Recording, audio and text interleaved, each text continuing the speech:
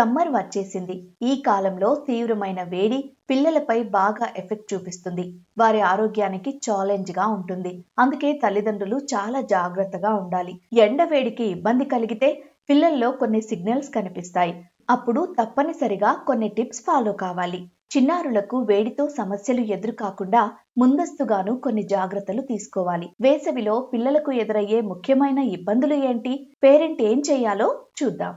పిల్లలు ఎక్కువసేపు ఎండలో ఆడడం వల్ల వడదెబ్బకు గురయ్యే రిస్క్ ఉంటుంది. చర్మంపై కూడా ఎఫెక్ట్ పడుతుంది. ఈ కాలంలో చిన్నారులు డీహైడ్రేషన్ కు గురవుతారు.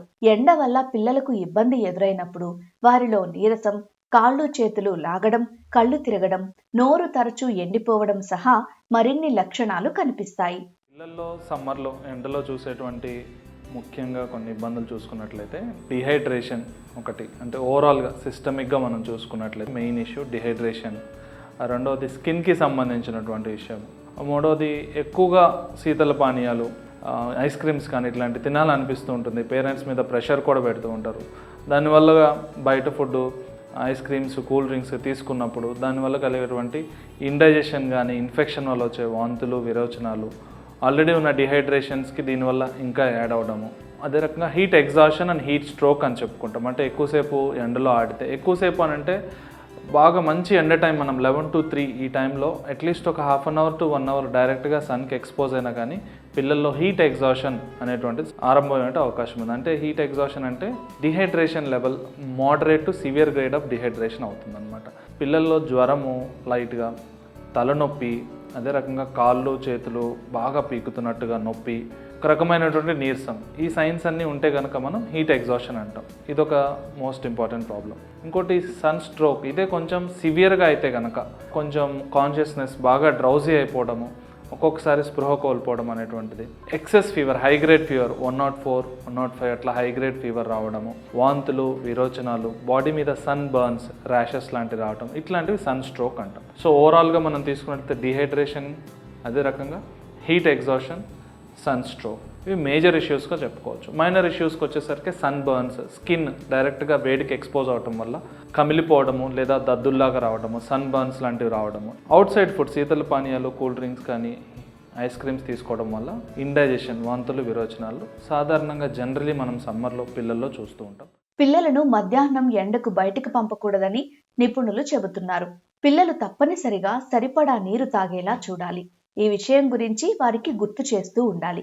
ముఖ్యంగా హీట్ ఎఫెక్ట్ కాకుండా పిల్లల్ని మనం కాపాడుకోవాలంటే ఎక్స్పోజర్ తగ్గించడం అనేది మోస్ట్ ఇంపార్టెంట్ అండ్ ప్రాక్టికల్ స్టెప్గా చెప్పుకోవచ్చు. 11 to 3 టైంలో ఎక్స్పోజర్ తగ్గించినట్లయితే కనుక 11 లోపల ఏదన్నా ఉన్న ఆటలు కానీ ఎనీ యాక్టివిటీస్ చూసేసుకోవడం, లేదా ఈవినింగ్ 3:30, 4 పైన తిరిగి సన్కి ఎక్స్పోజ్ అవ్వడం వల్ల చాలా వరకు ఈ యూవీ రేస్ ఎక్కువగా ఉండే టైంలో, హీట్ యొక్క ఎఫెక్ట్ ఎక్కువగా ఉండే టైంలో ఎక్స్పోజర్ అవాయిడ్ చేయడం ద్వారా heat exhaustion and heat sunstroke లాంటివి అవాయిడ్ చేయొచ్చు. రెండవది హైడ్రేషన్. యూజువల్గా సమ్మర్ అనగానే దాహం వేసేయడం, ఊరికే నీళ్ళు ఎక్కువగా తాగేయడం, ఆహారం తక్కువ తీసుకోవడం చూస్తూ ఉంటాం పిల్లలు. కేవలం నీరు తీసుకోవడం వల్ల అడ్వాంటేజ్ అనేది లిమిటెడ్గా ఉంటుంది. అలా కాకుండా వాటర్తో పాటు ఎలక్ట్రోలైట్స్, సాల్ట్, సోడియం క్లోరైడ్ అనేటువంటి సాల్ట్ యాడ్ చేసి తీసుకోవడం వల్ల మనకి డిహైడ్రేషన్ కేవలం వాటర్ కాకుండా ఎలక్ట్రోలైట్స్ కూడా చెమటలో లూజ్ అవ్వడం, అదే రకంగా సమ్మర్లో లూజ్ అవ్వడం చూస్తూ ఉంటాం. దీనివల్లనే మనకి క్రాంప్స్ అనేటువంటి చూస్తూ ఉంటాం అన్నమాట పిల్లల్లో. ఊరికే నీరసించిపోవడము, కాళ్ళు చేతులు లాగేయడము, నొప్పులు లాంటివి కేవలం వాటర్ కాకుండా సోడియం అండ్ క్లోరైడ్ కూడా లాస్ అవ్వడం వల్ల చెమటలో డిహైడ్రేషన్ జరుగుతూ ఉంటుంది. సో కేవలం వాటర్ కాకుండా వాటర్తో పాటు కొంచెం చిటికెడు ఉప్పు, చిటికెడు చక్కెర వేసి హోమ్ మేడ్ ఓఆర్ఎస్ ఇవ్వడం కానీ, లేకపోతే రెడీమేడ్ అవైలబుల్ ఓఆర్ఎస్ ఇవ్వడం ద్వారా, పండ్ల రసాలు, water melon juice, Musk melon juice లాంటివి ఇవ్వడం ద్వారా వాటర్తో పాటు ఎలక్ట్రోలైట్స్ అండ్ క్యాలరీస్ యాడ్ చేసినట్లయితే కనుక చాలా వరకు డిహైడ్రేషన్ని టోటల్గా హ్యాండిల్ చేసేటువంటి అవకాశం ఉంటుంది. వీటి నుంచి బయటపడాలంటే ముఖ్యంగా సమ్మర్లో పిల్లలకు వీలైనంత ఎక్కువ మోతాదులో ఆరోగ్యకరమైన డ్రింక్స్ ఇవ్వాలి. కొబ్బరి నీరు, ఇంట్లో తయారు చేసిన పండ్ల జ్యూస్ తాగించాలి.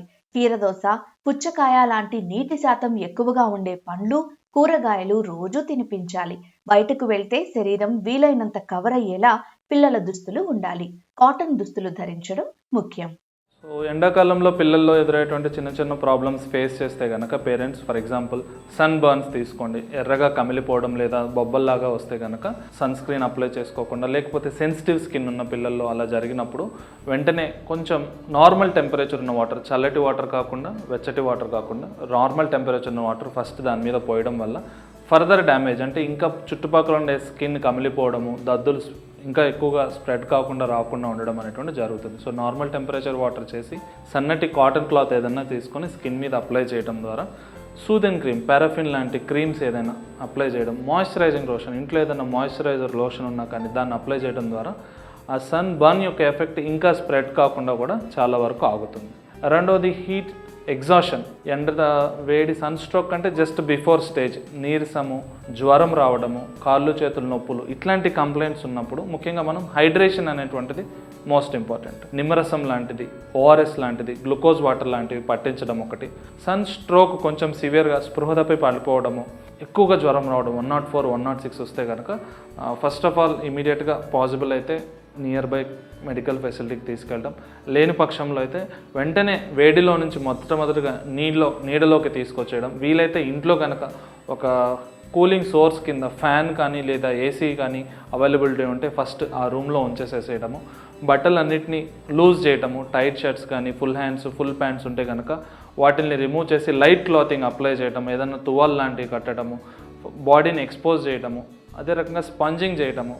ఈ లోపల ఈ మెజర్స్కి ఒకవేళ స్పృహ కోల్పోండి తిరిగి రాకపోతే, అదే రకంగా టెంపరేచర్ అనేటువంటిది 15-20 మినిట్స్ తర్వాత స్పాంజింగ్ చేస్తూ ఉన్నా కానీ పెరుగుతూ ఉన్నట్లయితే కనుక ఇమీడియట్గా నియర్ బై మెడికల్ ఫెసిలిటీకి తీసుకెళ్ళడం మంచిది.